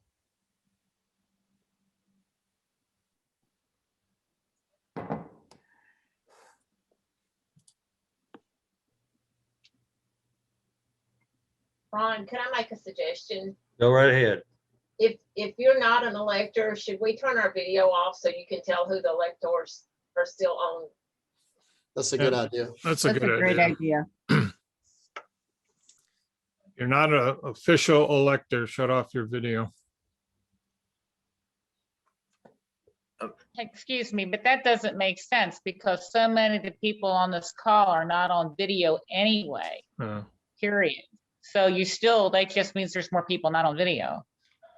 Okay, it was a suggestion that we can do a poll. How if I make a poll? What do you think? For those who are electors? I'm not, what are the rules, Greg, exactly? You know, one of the things is we just had the election. And so, I mean, we can keep voting and voting and voting until we get a desired outcome. But I mean, we just had the election. All those in favor voted, all those opposed voted. I mean, well, the only clarification I need is as to whether it's 2/3 of the electors that are there or 2/3 of the electors that voted. And I'm trying to look up in Robert's rules. Debbie Schreiber, you got your hand up. Could we ask for abstentions? Generally, in voting, we can have those for, those against, and abstentions, so we can have an idea of our total number. Yeah, but that's still, I'm trying to look up Robert's rules to see what it says on that. John Germ has already stated that it says that those that actually vote is what. This is Elaine. Do we have to have a quorum out of the 53 or out of the electors? Once a quorum is declared, a quorum is the business can continue. Yeah, we declared a quorum already. Okay. Well then, sounds like we have our answer. I'm not sure what that answer was. Only 3. Based on the rules, this is Bobby. Based on the rules procedure, which, as John says, it says 2/3 majority of qualified voters present and voting, and we definitely have more than 2/3 of those voting that were for it, with only 3 qualified. against. So read that again. of it is. Yeah, I looked up Sorry. Robert rules and it says of those voting, 2/3 have to vote for it. And that's what Two-thirds have to vote for it, or 2/3 of those that voted, who voted, 2/3 have to approve it. And that's, so that's voting. approved. Is voting to abstain a vote? No, they No, abstain. They abstained. So 31 people voted and it was 28-3. So that's more than 2/3. That's correct. Yeah. Our own rules say qualified voters present and voting. And Yeah. voting. I looked that up in Robert's rules too. So I would say the motion passed.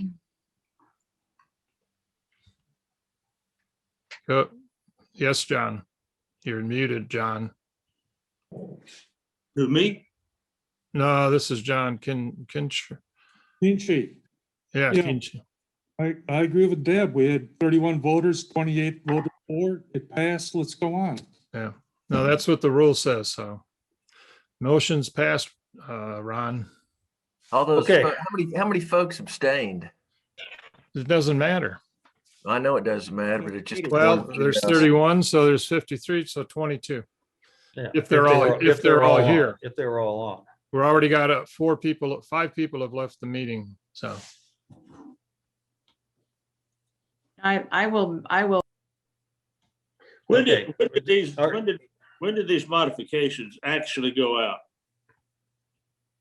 about, well, Ron, when did you send them out? Thursday sometime. Well, it says at least 12. Thursday afternoon. Okay. Regular resolutions. And it says, and presented at least 12 hours prior to the time they are to be considered may be voted on, adopted by a vote of 2/3 majority qualified voters present and voting. and voting, right. Now, I know it's more than 12 hours ago that it went out. Otherwise, you'd only have to have 50%. Okay, I think we've solved the answer. The motion has passed. I think. I'm reading our rules. Yeah, I think there is a clear message to the governor's committee. We've got a lot of work to do on this. So we will also obviously take that into account as well. So let's go ahead and move on then. And that is, we're now moving on to the election results. You need to declare, I think you need to declare. I have. Passed. You have a, you have a third. Oh, that's right. That's right. Yes, we have to talk about the youth protection policy. Yeah, now. Ron. So, sorry, go ahead. Ron, what I think what John's saying is you say officially that it's passed Okay. for the record. Resolution 21-02 has passed. Okay. And now we're going to ask Bobby to address 2103. Yeah, let me get it up there.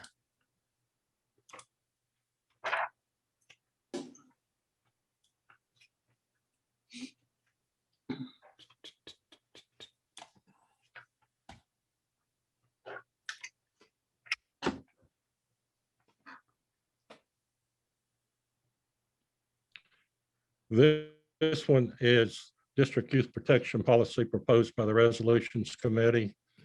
Whereas there's a need to reconcile and update the District 6780 policies and procedures with the current version of the Rotary International Youth Protection Policies and Standards with District 6780 practice, and to update procedures related to youth protection and harassment. Now therefore be it resolved by the Rotarians of District 6780 during the online business meeting held on April 24th, 2021, that the District 6780 Youth Protection Policy is hereby adopted as proposed in the attachment to this resolution. Before I ask Karen to comment, I wanted to comment a second about a little history. During the year that Greg Masiolik was district governor, there was some effort to work on a policy. What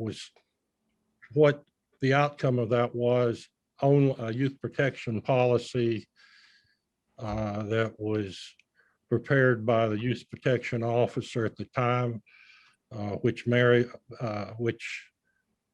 paralleled the RI-14 Rotary Youth Exchange. We have to have a youth protection policy in place by the district in order to be certified to conduct the Rotary Youth Exchange Program. That particular policy was approved by the Youth Protection Officer and by the District Governor, Greg Masiolik at the time. It has never been formally adopted as a procedure by the district through this rules procedures process. And also what the new procedure does, or the new youth protection policy Rotary International has is a broader policy than just Rotary Youth Exchange, which it needs to be. It incorporates not only the requirements to be certified by Rotary Youth Exchange from the youth protection policy standpoint, but a broader policy that covers all youth activities within the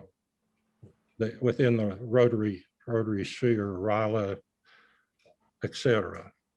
So, Karen, I may have said what you were going to say, but I wanted to put that bit of history in. So I'll turn it over to you for any comment. Oh, thank you, Bobby. I think that's an important framework.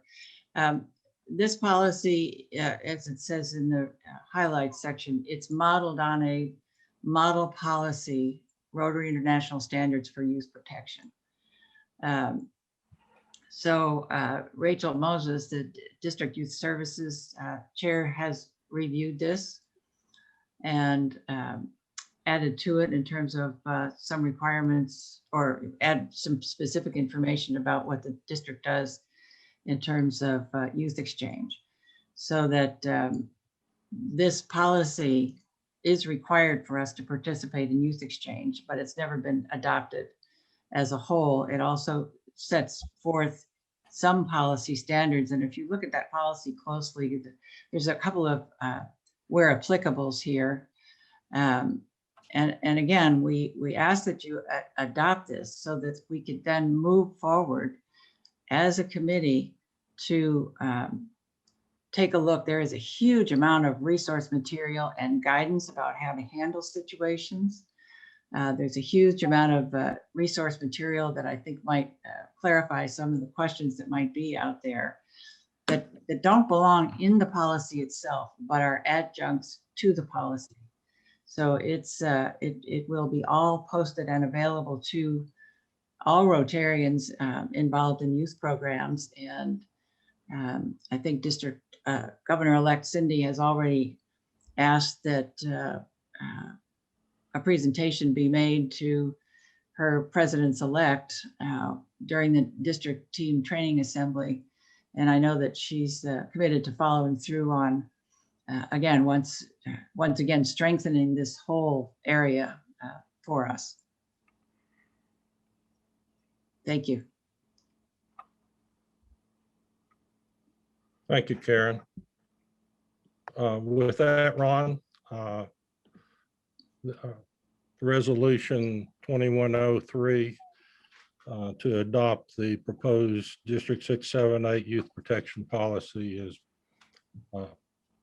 recommended for approval. All right, thank you, Bobby. Do we have any questions about the youth protection policy?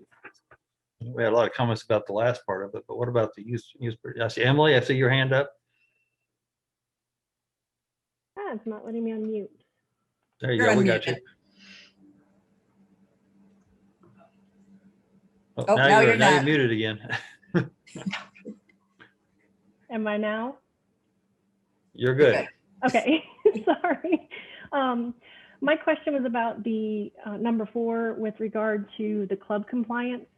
It speaks to a youth program volunteer application that must be required and submitted to the district in order for participants to be a part of the youth programs.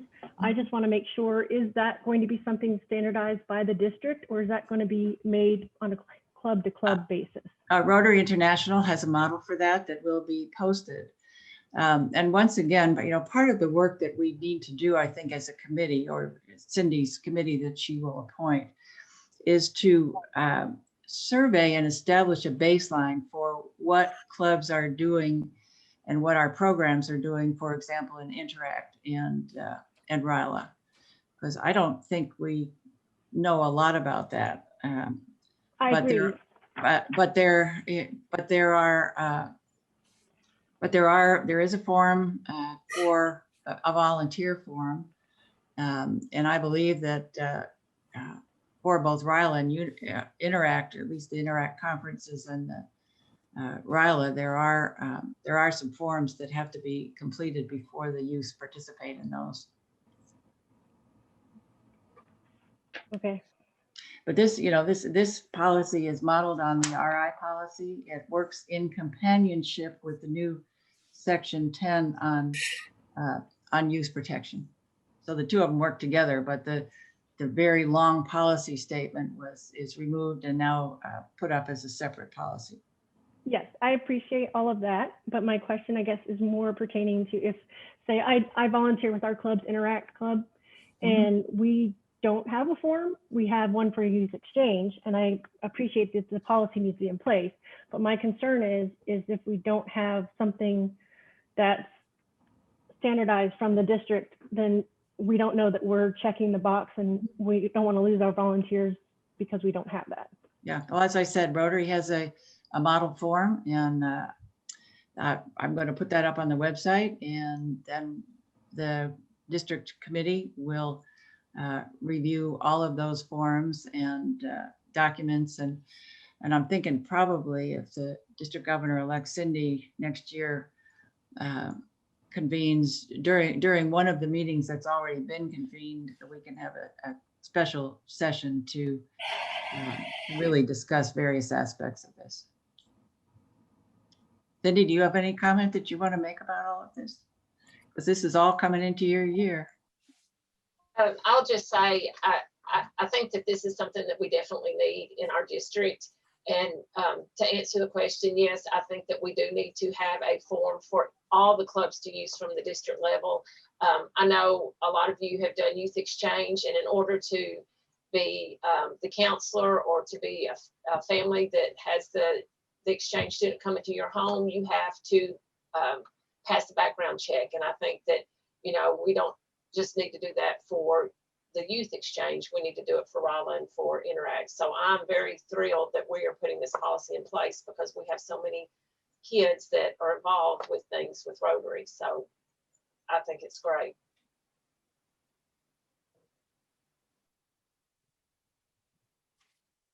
I have a question. So Emily, did that answer your question, Emily? Am I unmuted? Yes. Okay, so my Yes, screen you keeps are. saying I'm muted, but I'm not. Sorry. It did. I just wanted to make sure that if we voted for this, that we do have a form going forward to make it streamlined. Thanks. Great question. Thank you. So I have a question in my hand. My little emoji doesn't work. Can I ask it? Sure. Actually, I have several. Go ahead. This policy is very youth exchange oriented. So when it goes back under review, it would be good for the committee to take a look at that.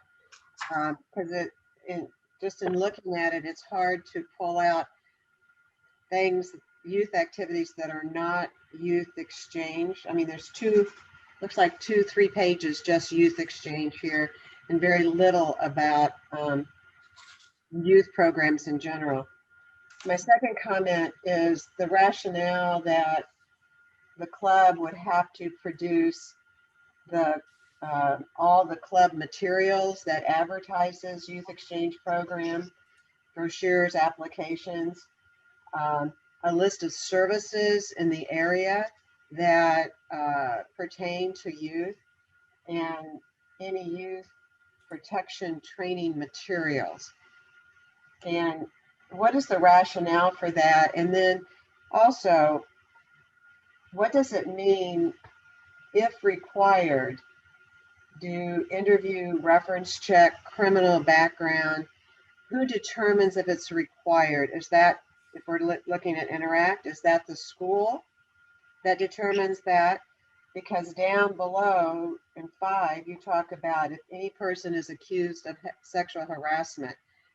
How am I going to know if they have been accused of sexual harassment unless a background check is required. And I'm not advocating a background check, but so those are just some clarifications that I'd like to have. It seems a little unwieldy and the frequency that we would have to produce that evidence to the district. And are you really going to review all that from the clubs?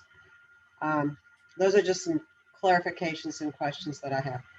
Yeah, and these it's a really great discussion. And for those of you who have made those points or have additional points you want to make, I would really appreciate it if you would send them to me in an email. It's, kwentz42@yahoo.com, because then we can bring all those together as we discuss forward. And you're right. This was again, it's a model policy. Parts of it pertain only to youth exchange. And I tried to, when I took the model policy, identify what was a youth exchange requirement and what wasn't. And certainly we can try to take a look at this and separate the two, because we are trying to cover, the model policy was trying to cover everything in this, and take a look at the separating the two. I think that, things like the number one, the statement of conduct, and the definitions, some part of the liability insurance. Now, all of our clubs have liability insurance that would cover us. And so that's not true around the world, by the way. It's only in the US and Canada. But liability insurance is built into what we do. But this is, again, ensuring in our youth exchange is fairly cut and dried, if you will. I mean, it is just really, really laid out there. But in terms of the other youth programs, we just need to ensure that processes are in place so that we are, in fact, protecting our youth. And I'm not sure even about these brochures, those sorts of things. There is a youth protection officer or a person at RI in charge of youth protection. And I think it would be really good to get some of these questions and have a conversation with her. And perhaps in your brochures, it's as simple as, and I believe this is true for youth exchange, is making a statement about harassment-free environment, making a statement in our advertising for participation in the programs, making those kinds of statements. Interact is interesting because it's mostly conducted in the schools with some Rotarians, volunteers involved. And the degree to which the Rotarians are involved, the sponsors varies a great deal. But of course, everybody in the school setting has to have a background check. So anybody that works with the Interact clubs in the schools have met those requirements. In terms of the level of which we ask our volunteers in our Interact programs, again, that recommendation will come out of a committee, out of our committee, with the governor's committee involved in that. So there is no requirement for that right now. And Karen, if I may also add some thought here. The comment was made, and I'm currently serving on the RILA, the District RILA Committee. The comment was made about volunteers, and this document does define what a volunteer is, but it also says in Section 5 that as far as youth exchange requirements, it says that anyone who is a Rotarian or non-Rotarian that volunteers and has direct unsupervised contact with a program participant or with program participants. So if we were to have, how I read that, basically, if that applies to any youth activity, then RILA, if we have volunteers from our club that come out and help with RILA, it wouldn't be required that they have a criminal background check done. They would just obviously be supervised by the activities and the people that are in charge of RILA. They wouldn't have any specific alone time with the students or things like that, if I'm reading that correctly. Is that how you read that? Yes, but there's on RILA, there are Rotarians who drive students to RILA. And if you have a Rotarian and a student in a car, that's a different situation. That is, and that is something that is covered in the RILA documents as well, and is covered through the schools, at least here, it's covered through the schools where you have to be cleared to do that. Well, and I'm really glad that you brought that up, Deb, because again, part of our challenge here is to integrate and I've looked at the RILA handbook and I've looked at the Interact handbook, and they both have statements about youth protection in those handbooks. And so is to integrate their statements about youth protection, which is, this is an umbrella policy, but to integrate what's happening in RILA and Interact in terms of youth protection to be consistent with umbrella. I mean, we're trying to be prudent in taking precautions so nothing happens. But if something does happen, we are ready to respond without having to scramble around and figure out how to respond. That's really what the thrust of this, when we first started looking at it. Karen, you got two questions from Ruby Miller and Tom Sterling. Okay, I can't see Okay, Tom. Oh, it's Tom Post. It's the name goes. Oh, I'm sorry, Tom. Yeah. That's all right, Greg.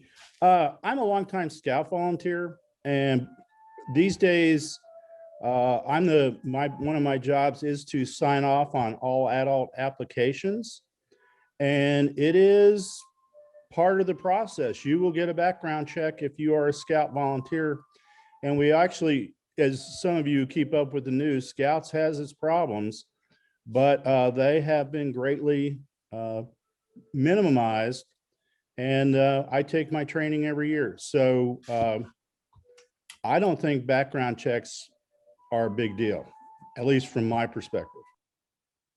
Well, thank you, Tom. And you've had that experience. Who knows? Somebody may call you to give some advice about this here sometime soon. Ruby, did you have your hand up? Did you have something? No, I think my reaction just was done by hitting the computer. Sorry about Okay. I've had that happen before. Are there any other hands up? I can't see everybody on the screen. No, there aren't any other ones. No. Yes, there is. Oh, sorry. Go ahead, Deb. Bonnie, I see Bonnie's hand up. Yes, I just wanted to say that in my experience with working with youth and children, I was in corrections for 15 years in Hawaii and recruited mentors to work with children. Everyone had to have a background check.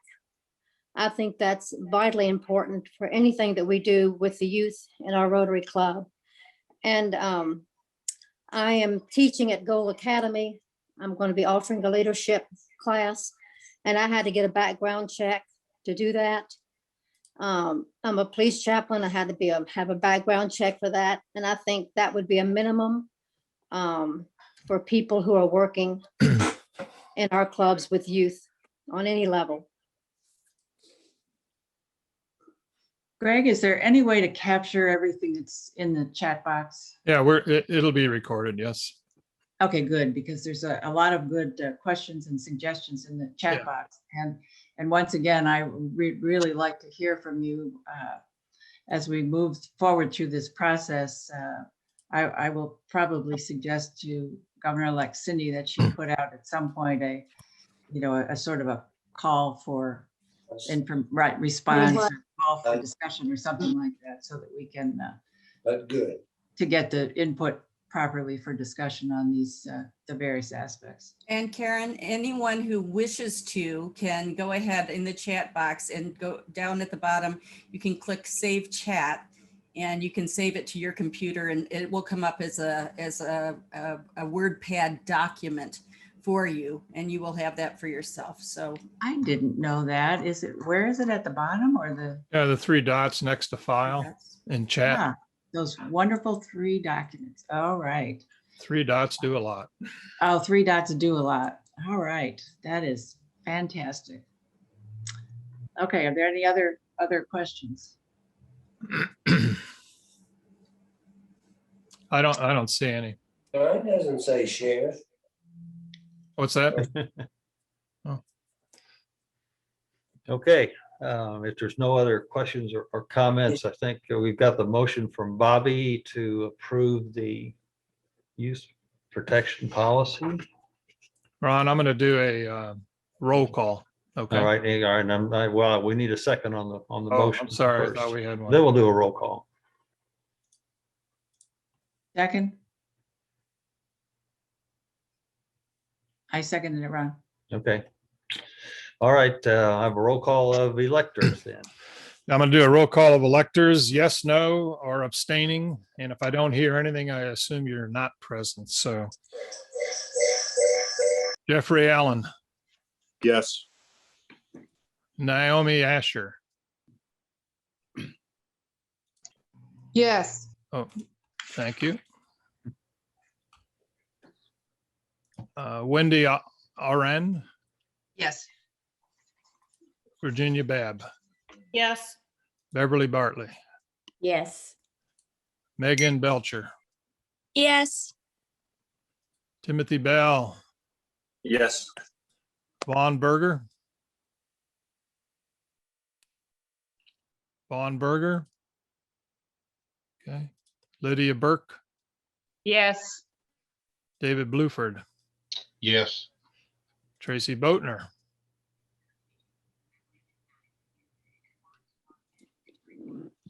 Tracy Boatner. Okay. Christina Branham, Yes. John Kamek, John Kamek.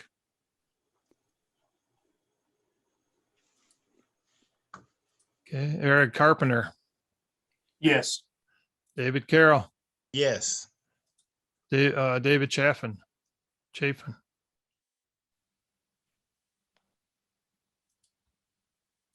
Debbie Connor,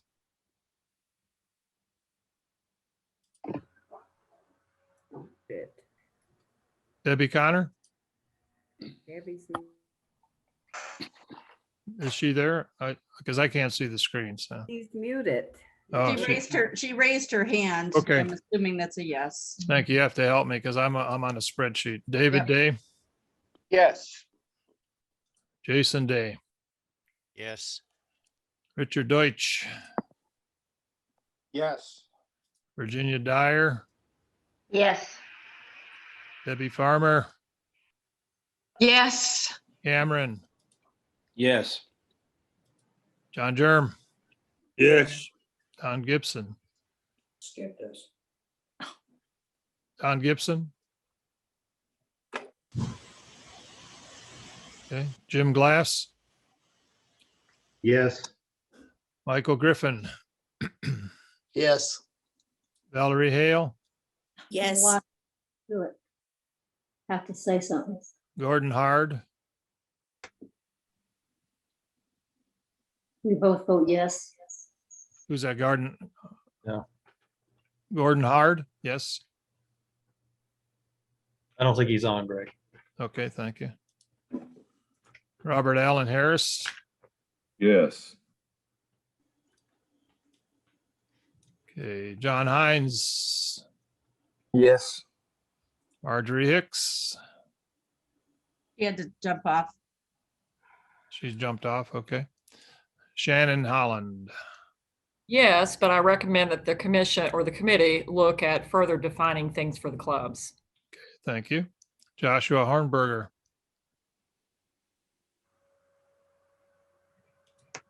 okay. Jacob Horton, Yes. Hi, Jake. Ed Jones, Yes. Ivan Jones, Yes. John Kinchy, Yes. Steve Kopman. Okay. Keith Lindgren, Yes. Yes. Bill McGrath, Yes. Colleen Mall.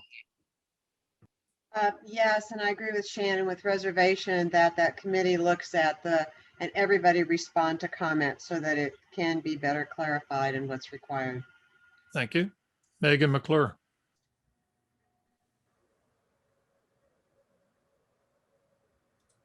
Rand McFarland, Yes.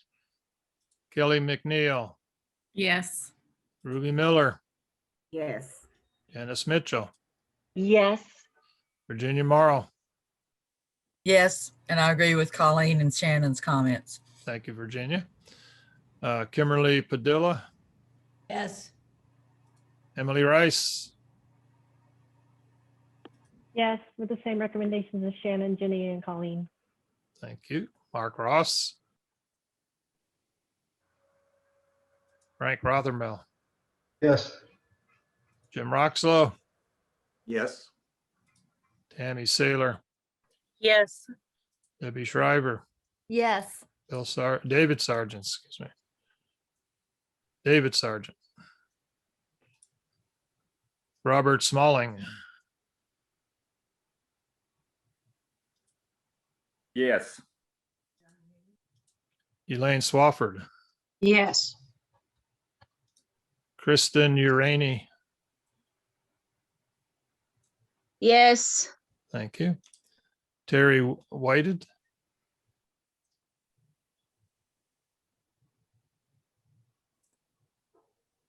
okay. Carrie Williams Cockfield, Yes. Deborah York, Yes. okay. So I have 48 votes for yes, no nays, and I got 13 that didn't vote, are not present, I guess. Okay. Greg, What's Bonnie that? and I vote yes, but you didn't call our names.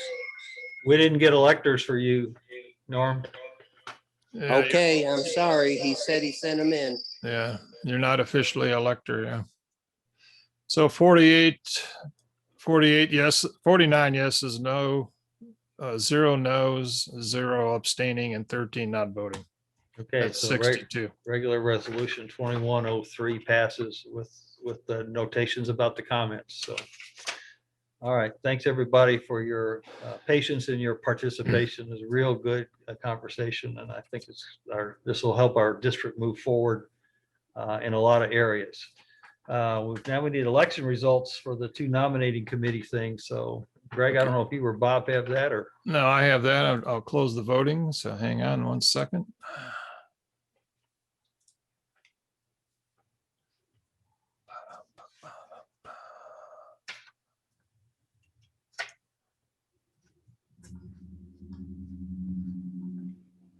Okay, so, whoops.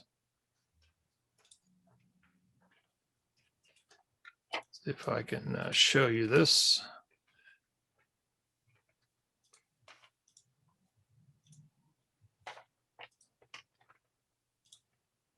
Okay, you see the voting lines there?